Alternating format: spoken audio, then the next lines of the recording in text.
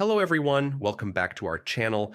Today I'll show you how to open Zoho Mail in Gmail quickly and easily so you can manage all your emails from one place. First, log into your Zoho Mail account, click the settings icon in the top right corner, then go to Mail Accounts. Next, find the IMAP section. Make sure IMAP access is enabled by checking the box, and don't forget to hit Save.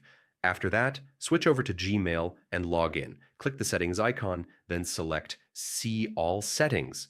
Now go to the Accounts and Import tab. Under Check Mail from Other Accounts, click Add an Email Account.